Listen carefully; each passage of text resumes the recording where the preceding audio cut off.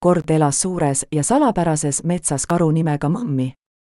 Ta oli tuntud oma julguse ja heasüdamlikkuse poolest kogu metsarahva seas.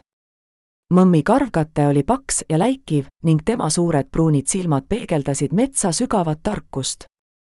Mõmmi armastas metsas ringi uidata, kuulates lindude laulu ja nautides värsket õhku.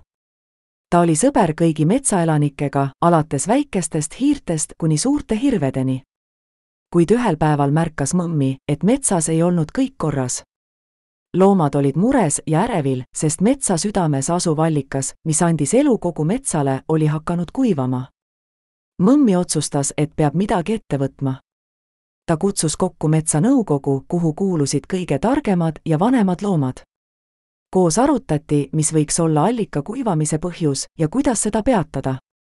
Pärast pikka arutelu jõuti järeldusele, et ainus viis allika päästmiseks on leida legendaarne elukivi, mis oli peidetud metsa kõige sügavamasse ja pimedamasse nurka.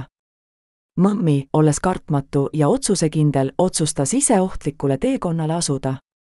Ta pakkis seljakotti mett ja marju ning asus teele. Metsa sügavused olid täis ohte, seal elasid müstilised olendid ja eksitavad vaimud. Kuid Mõmmi ei lasknud end heidutada. Ta kasutas oma tarkust ja julgust, et ületada kõik takistused.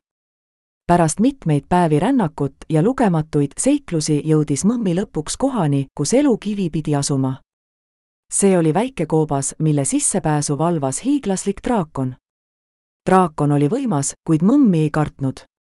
Ta rääkis draakoniga, selgitades, miks ta oli tulnud ja kui oluline oli allikas metsa jaoks. Draakon, olles tark ja mõistev, andis Mõmmile elukivi, teades, et karu süda oli puhas ja tema kavatsused head. Mõmmi tänas draakonit ja kiirustas tagasi metsa, et päästa allikas. Kui Mõmmi jõudis tagasi, asetas ta elukivi allika südamesse. Hetkega hakkas allikas taas voolama, puud õitsesid ja loomad tundsid rõõmu. Mets oli päästetud ja Mõmmi sai kangelaseks, kellest räägiti lugusid veel paljude põlvkondade vältel. Ja nii elas Mõmmi edasi, teades, et tema julgus ja heasüdamlikkus olid toonud metsale uue elu.